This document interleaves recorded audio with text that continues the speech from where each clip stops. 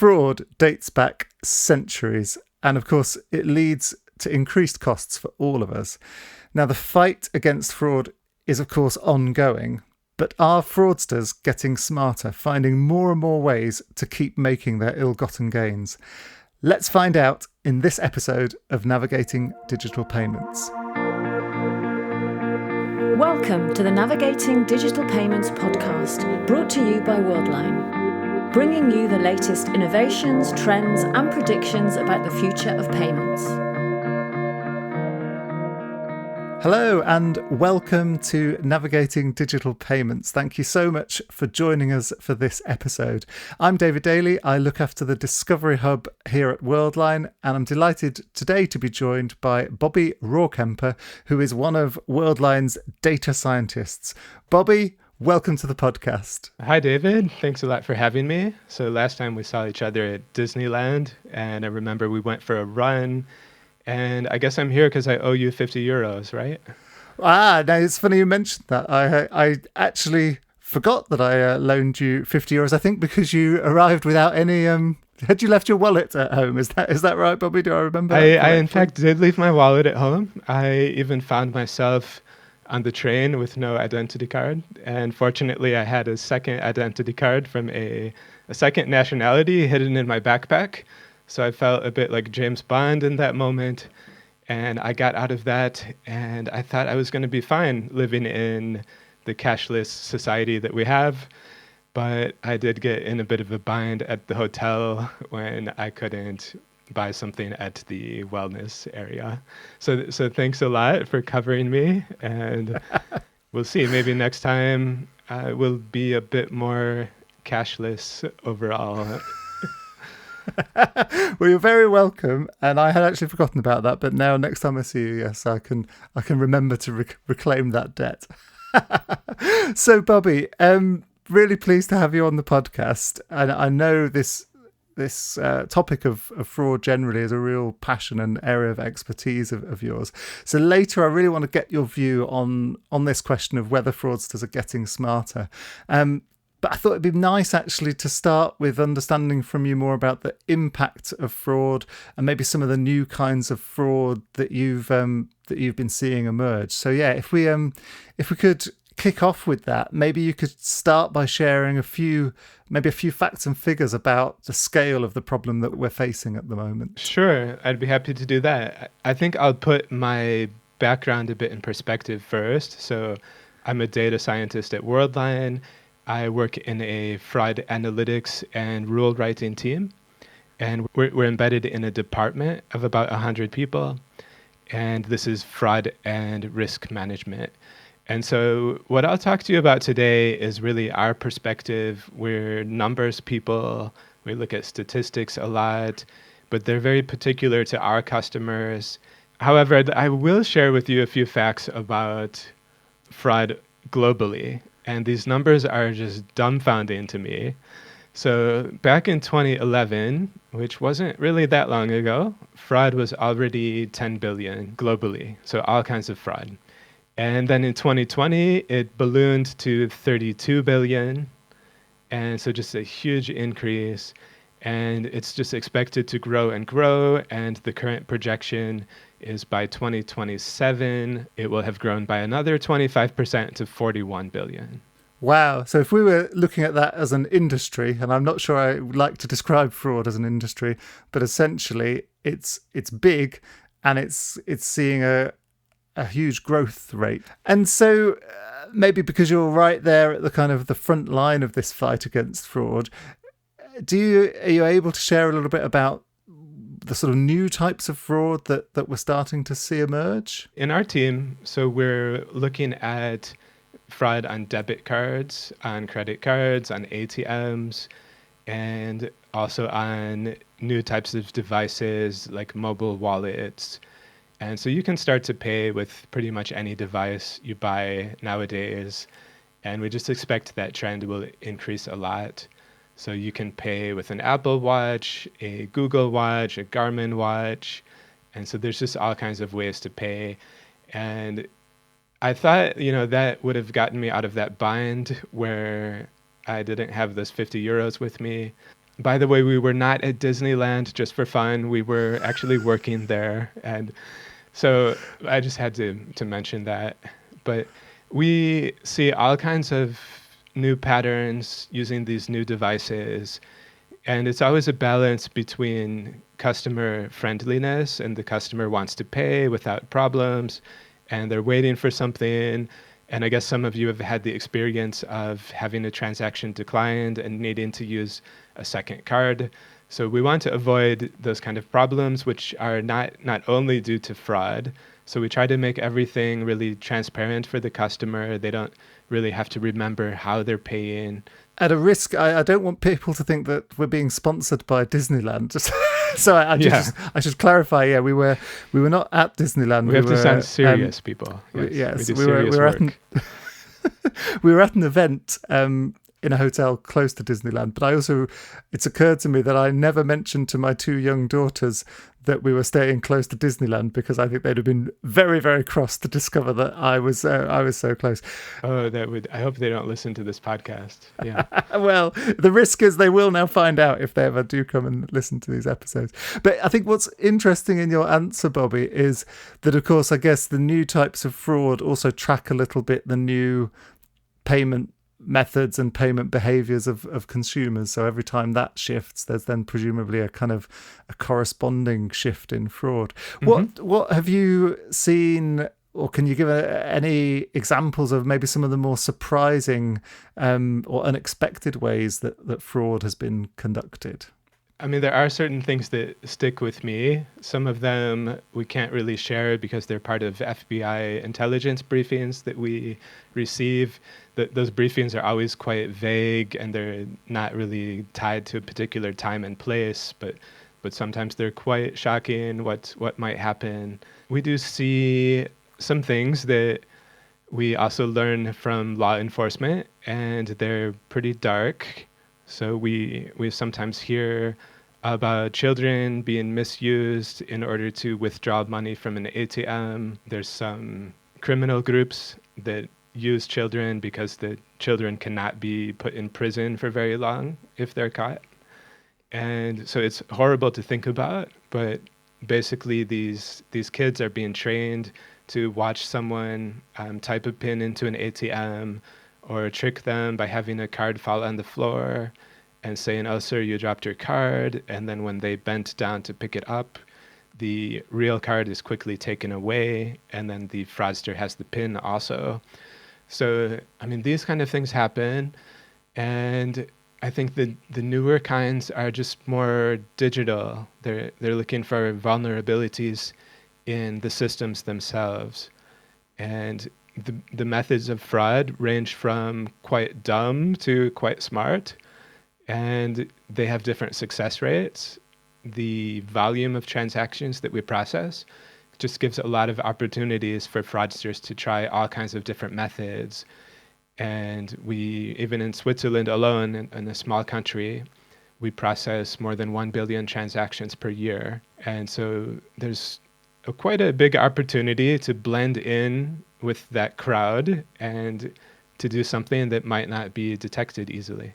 I think what's really striking in what you shared there, Bobby, is that it just reiterates how there is a real cost to fraud, and it's not just the billions in money that you mentioned earlier, but also there's a human side to this, as you say, children being used to conduct criminal activities, but also, I mean, people who are defrauded, even if they in the end get their money back. I mean, often it's quite a traumatic experience, I think, depending on the individual and exactly what's happened.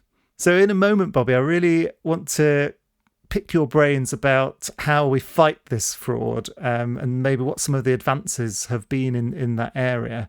But before we come on to that, I do just want to let people know that if they want to get in touch with us, if they want to propose a new episode, topic, or give us any feedback at all, you can reach us by emailing ndp-podcast@worldline.com. And also, just to remind you, if you haven't already, please do subscribe to the podcast, then you'll never miss an episode, and also take a moment to rate us and leave us a review.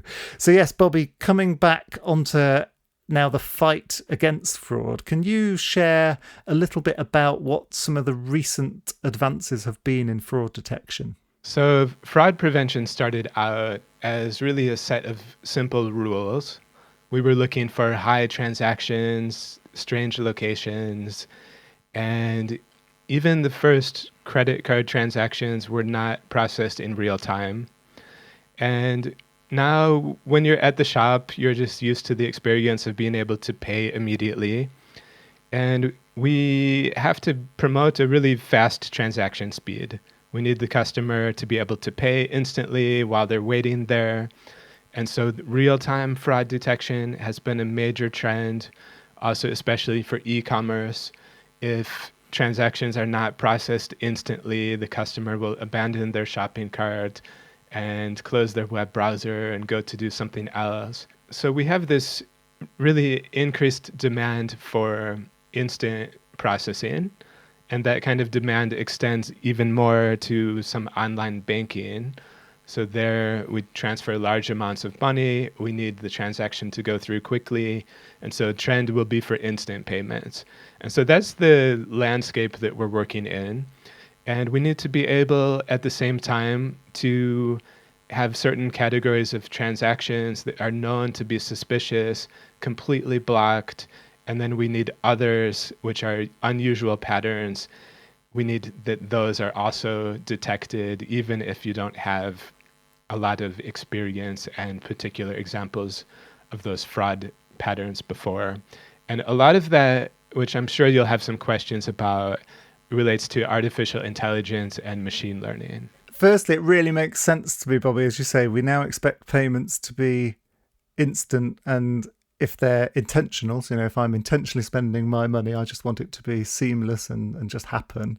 And I definitely remember, 10, 15 years ago, it felt like whenever we went on holiday, the first time I tried to buy something, the transaction would be declined and I'd get a phone call from the bank. And that now seems to be much better. Just anecdotally, it doesn't simply block a transaction in another country for the first time. That's right. And some banks tried to shift that responsibility to the customer so that they would need to notify the bank in advance when they were traveling outside particular countries. And that's one way to do it, but we think it's really not the best way. We want the customer to have no extra work. We want them just to be able to get on the plane, show up somewhere, and be able to pay.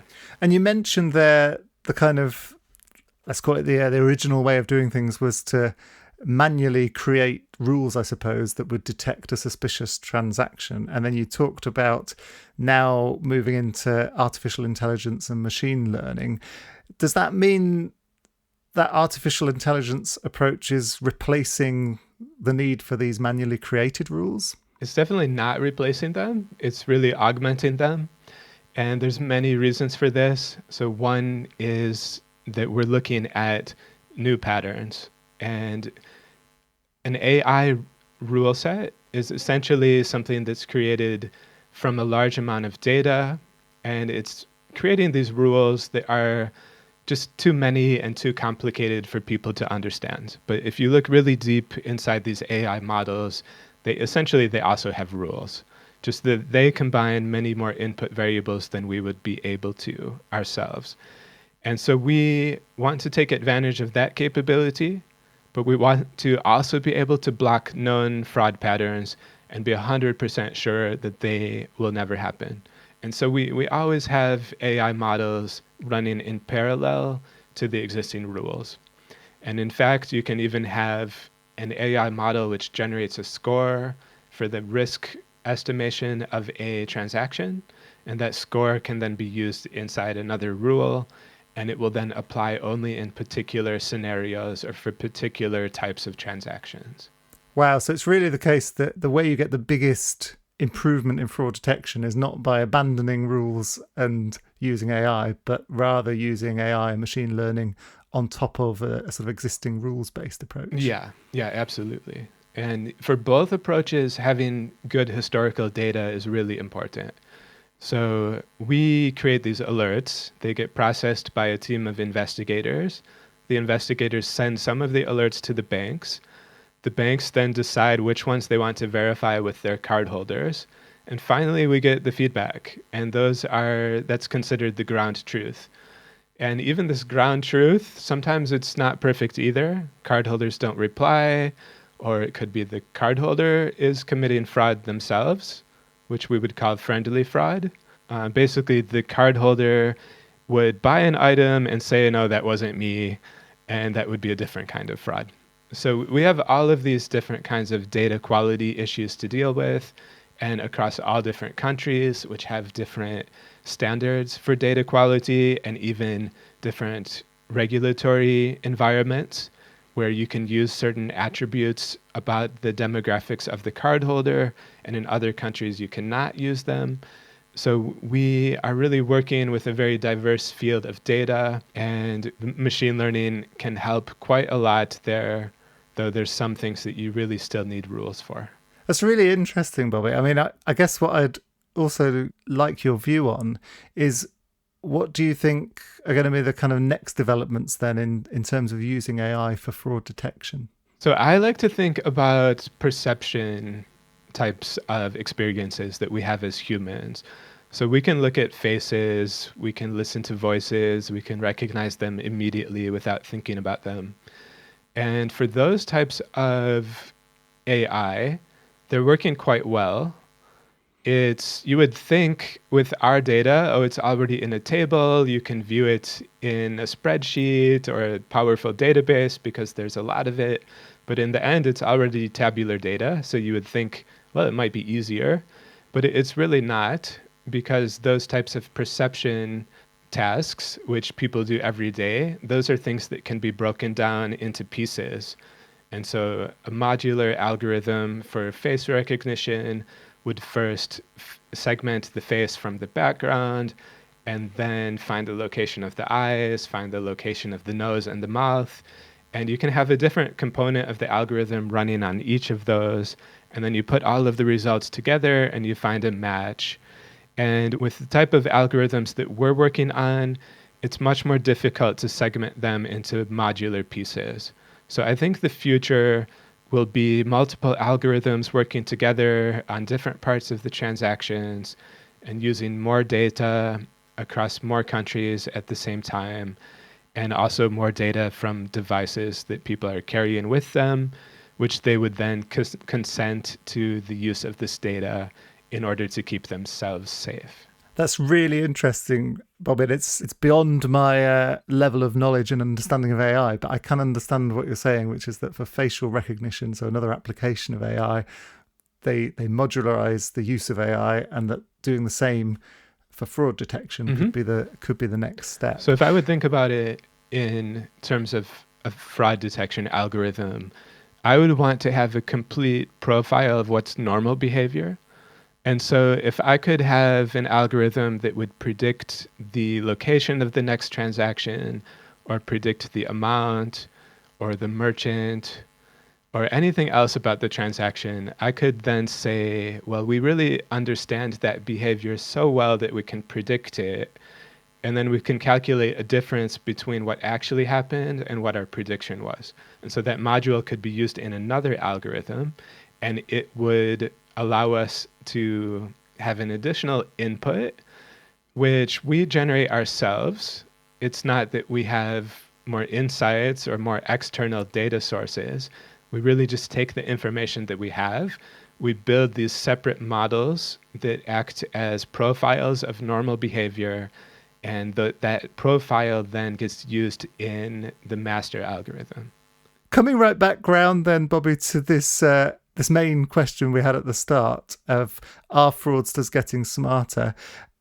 In your view, are fraudsters becoming more sophisticated in how they act? And if so, what do you think the payments industry really needs to be doing about that? I think, yes, the general IT literacy in the world is increasing. People are using digital devices more every day, including fraudsters. And so they are just getting smarter and learning how to use data, I would say. And there's more opportunities. Everything is connected. You can pay with digital payments almost everywhere except a small area near Disneyland. And we do need to stay on top of this. We do quite well. The amount of fraud that we do not prevent is still quite negligible. And at the same time, we have to invest a lot to keep it at a low level. So if we would just ignore the problem and say, let's just tolerate the losses, that would be completely the wrong strategy, because fraudsters would just start taking advantage of that more and more, and the problem would balloon to something completely unbearable. So the industry, which I would say Worldline is keeping pace with quite well, needs to use all kinds of different data sources that are available. So you could have data from mobile devices, you can have the weather, the stock market, the transportation schedules. So anything that you can imagine could be used to make these models better and to predict what normal behavior looks like from ethical, non-fraudster cardholders. And that would allow us to better distinguish abnormal behavior from fraudsters. Thank you, Bobby. I mean, I think that's a clear answer, essentially saying, yes, fraudsters are getting smarter, but just like the world and everyone around us is getting smarter and more digitally literate. And as you say, the industry is doing a good job today, including Worldline, in fighting fraud, but it's a moving target. And so we have to continue to update what we're doing to always stay ahead of the activities of fraudsters. So thank you, Bobby. It was really, we've covered a lot of ground there. It was great to hear from you at the start about the impacts of fraud and some of the new methods of fraud and interesting kind of new developments in how fraud is being perpetrated. And then, of course, also your real specialism coming to the fore on how we detect fraud and what the advances are going to be in that, especially around the use of AI and machine learning. So, Bobby, thank you so much for joining the podcast today. It's been a real pleasure to have you. Very welcome, David. And that just leaves me to thank you, our dear listeners, for joining us once again for this episode of Navigating Digital Payments. Thank you for listening to the Navigating Digital Payments podcast, brought to you by Worldline. Join us next time to learn more about the latest innovations, trends, and predictions for the future of payments.